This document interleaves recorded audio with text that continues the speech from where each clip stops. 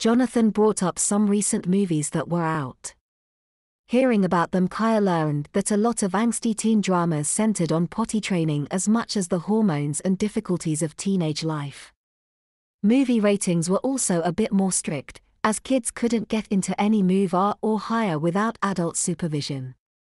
While that was true back home, theaters here enforced the rule far more often. Jonathan expressed some relief that they could finally at least go to PG-13s without their parents. Kaya was able to keep up with the conversation easily. As they talked, more and more of the pieces of this world fell into place in her brain. Talking about diapers and the differences they caused in this world was coming to her more easily. After a couple of hours, Kaya's mom announced it was time for bed. She asked if anyone needed changing, but only Kaya and Jonathan asked for dry diapers.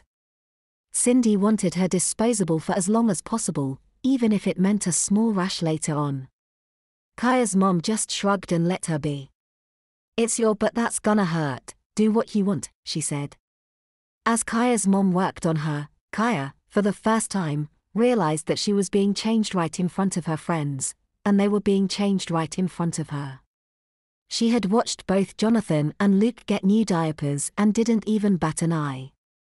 Perhaps it was because she knew the two boys well, but the embarrassment she had at seeing the older boy at the mall changing stations was almost completely non-existent here. Seeing her elder brother and best friend get their butts wiped off by her parents actually felt, of all things, normal. Also surprising was that Kaya's mom made sure they got ready for bed. She made Kaya change out of the t-shirt she'd worn all morning into a long nightshirt. Same for Cindy and her dress. Cindy didn't hesitate to pull her dress off over her head, leaving her in just a baby blue bra and her slightly wet diaper. Kaya did the same, trying her best to mimic Cindy's ease at undressing in front of Jonathan and her mother. Cindy herself was no problem, they had gym together. They both put on cute nightshirts. Cindy's had a little cartoon kitty cat on it.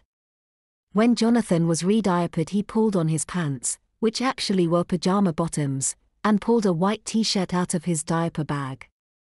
When everyone was dressed for bed, Cindy and Jonathan pulled out sleeping bags and crawled in. Kaya got in bed.